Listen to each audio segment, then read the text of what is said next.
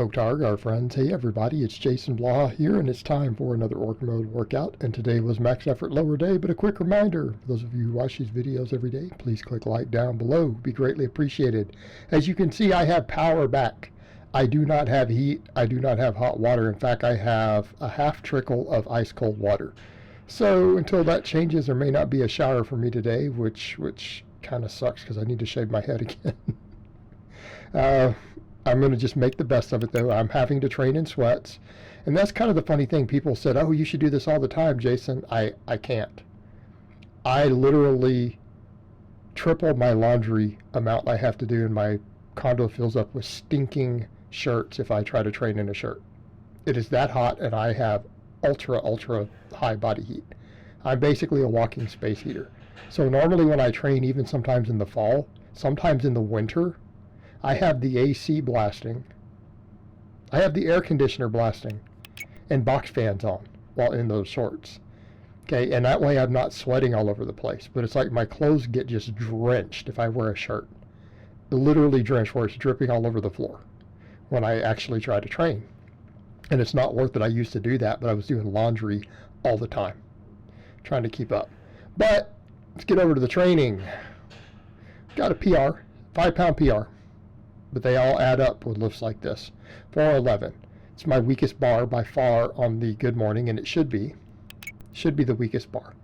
Then I did another rack pull, 1 pin higher, ramped up to, and this time I used the power bar, because again, it has been advised. Someone told me that, and they were right. I looked into it. Louis Simmons does say you probably shouldn't do pin work with deadlift bars. It can damage the bars. And I do have a lot tied up in my deadlift bars. I have pins specifically designed for this, though, by the way. I got up to 565. It felt light. It felt really hard on my hands, though. This bar was cold. My hands are cold. In fact, I found that it became a problem with my other grip work later. Right? It affected my axle bar pulls. Big time. Big time. But the lift, it obviously looks like a warm-up. It's not heavy for me. But what I may start doing, just because I'm going to specialize in grip for a while, I might start doing some of my max pulls with straps so that I can do more grip work. And then I don't have to worry at all and say, oh man, I can't do axle bar work on my upper day because it could affect my deadlift tomorrow. Okay, that's going to be a problem. We need to be hitting some heavy lifts. My grip is my weak link. But you know what? If I camber the grip harder, it won't be. I've done it before. I got to where over 600 was really easy for me. It was really easy for me at one time. A year ago. But I was doing all that axle bar work. That's been the one thing that really lets me do it. So if I start doing my pulling with straps and occasionally pull the straps off to see where my grip is and just not do axle bar work the day before, right? That's going to be probably more effective. Probably going to be more effective. All right, and so what do we do after that? After that rack pull, below the knee rack pull off the 5-pin, safety bar squats, 3 sets of 10. Trying to work on getting that stance back out wide again to make sure I get plenty of hip. I want to get a lot of hip involvement. And I don't know, they all felt pretty deep to me. I can tell for the first one looking in the front, it doesn't look super deep from this angle. But you know, we've also seen the difference between my front view and the side view, and I filmed both, and I'm a lot deeper than people realize. So, I don't care at a certain point. This is my hypertrophy work. And just get as deep as we can comfortably get. Also, this bar is not the easiest thing in the world. But, again, trying to work on getting a little deeper with a wider stance, because I need to get more muscles involved. Especially on the rep work, too. Right, because we're hypertrophying from that. We need to get as much muscle involved as possible. Especially since I'm going to do more back specialization. I'm probably going to pull the belt squats for a bit. I can add them back in periodically, but I feel like I don't need them. I need to be doing lots and lots of back and posterior chain stuff. And my quads are not a problem with my squatting. My quads will continue to grow just from doing multiple sets of squats every workout. And all the other stuff I do does have carryover to quads. Deadlifting good morning actually do work quads, just not as effectively as squats. So I feel like at this point, because I can tell from my different lifts, comparing them, I can look at my numbers and everything else, and what I feel the most when I hit squat maxes I don't think my quads are really the weak link, and they're going to keep growing from just squatting for now. And I can always, again, throw the belt squats back in. Needs to be a lot more back work, because it's back and posterior chain stuff, and back, hip, a little bit of hip, but we're getting it from that. It's all back limiting my squat. And so I decided I'm going to do deadlifts for reps. I thought about it, and I know this is not the best use of recovery resources. My recovery is very on point. This first set, though, I pulled the straps in a little too tight. It made it really uncomfortable. So I got them wider on the second one. But I just put 405 on the bar. Right? It's 405. You can see 355s and a 25 on each side. But I used my less whippy deadlift bar for these. The first set, other than my thumbs hitting my thighs at the top because I had the straps pulled in too much, felt pretty good. The second set, I had to stop afterwards. My low back cramped. It cramped so hard I was scared I wasn't going to be able to finish training. So I had to go do a couple light sets on the reverse hyper, lay down for a few minutes, getting all the cramping to stop. Finally, the reverse hypers knocked it out. And then I went over and finished my workout. And I did just fine. Actually, I got heavier than I should have gotten on my safety bar good mornings.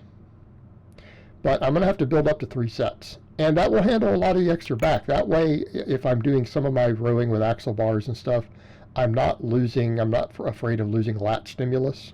Because that is a concern. Oh man, because I'll do some of them with a straight bar every workout, and then some with the axle bar to keep hammering that grip. Grip is going to be the name of the game for me. And then I'm not tearing my hands up messing with deadlifts, because deadlifting is not that good at grip training, let's be honest. Deadlifting is not that great at grip training. Anyone who tells you it is full of it. Mixed grip, and with double overhand, we're not even getting anything but grip training. That's all we're doing. Not getting any other carryover. So I can do this as a hypertrophy exercise, and I don't normally recommend this. I think in my case it will work very well based upon my weak links. It's going to take some getting used to. It's hard. Like even 405 for the sets of 10. Like my low back near the end of that set was just dying. And then like I said, when I turned loose it was cramping. Like it wasn't an injury type cramping, it was just straight fatigue. Like and I know the difference. But yeah, I had to take about a 30-minute break at that point before I came over to finish. I let my lower back get all sorted and did some work for it. Then as soon as it stopped cramping, I walked in. And because I wanted to put more weight on there, I went up 5 pounds heavier because I didn't want to use all my 10s up. I just put a 25 on each side. So technically this is like 5 pounds more than I should have programmed for based upon that PR I just hit. But I got all the reps. I got all 3x10 with 295. Sorry, with 291 on the bar. Got my 3x10. The problem I ran into, the axle bar, when I ran over and grabbed it with my cold hands and that cold bar, I felt my fingers pop and I couldn't get it. And I went up 2.5 pounds because I thought, well, last time I got the 260, I got it for 4 singles. I'll go up 2.5 pounds, right? And what I thought was 2.5 pounds, then I realized later I put 5 pounds on after the fact. Oops, I didn't put 1 1/4s, I put 2.5s on each side extra. Well, I couldn't pull it. Right, you see me right there failing, grip failing. Tried it again, couldn't pull it. So I dropped all the way down to the 250, and I did it for 2 holds next, and that went fine.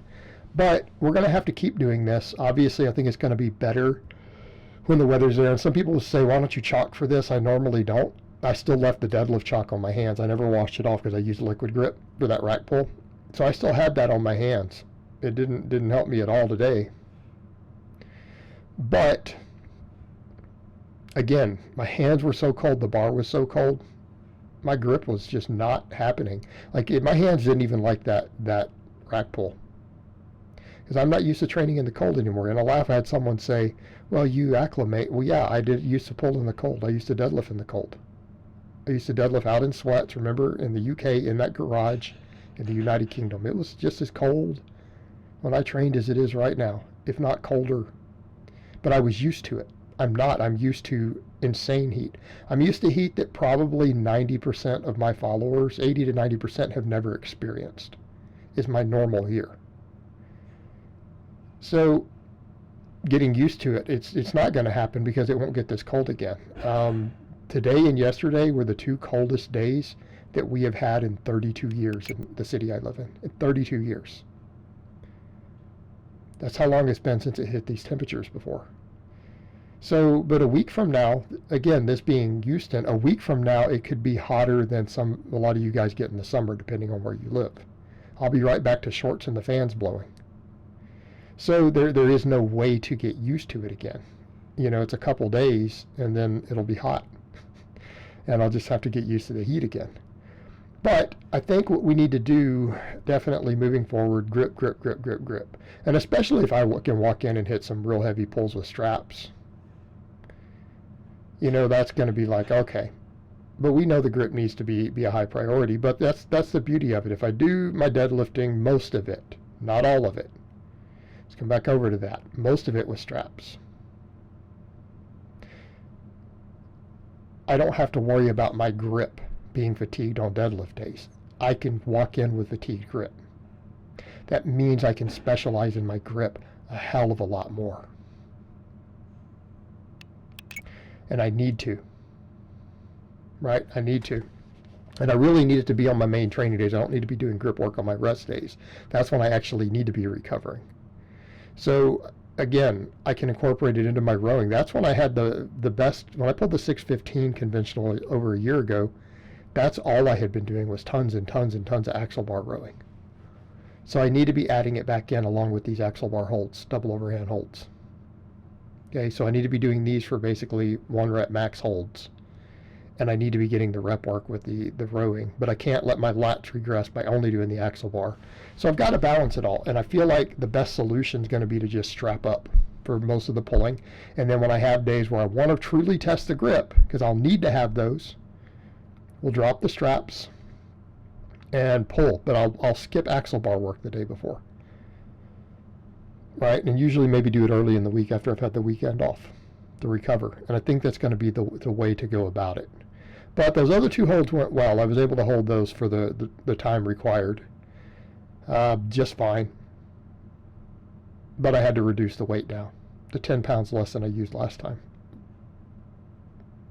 All right? I had to go 10 pounds less. And, you know, again, in retrospect, had I looked at plates a little closer and done math better, that would have gone a lot better. I tried to put more weight on there than I should have in the cold anyways. Because, again, my math was off. I wasn't thinking straight when I was loading plates, and that does occasionally happen. I get a little brain fog, especially I think when it's freezing. And then, of course, I went with the new weight I've been added for the reverse hypers. We got all the reps, and I picked up a couple extra reps on the last set. So, pretty happy with it. Reverse hyper, though, I need to keep hammering this really hard, especially the way my low back responded to those high rep deadlifts. I thought my low back was in good shape and condition from all this, but man, they've really taxed it. But, you know, again, deadlifts do that. They pull you into weird positions. You get fatigued real quick when you try to do real reps on the deadlift. It's not for everyone. And if you're going to do it, you better strap up for it.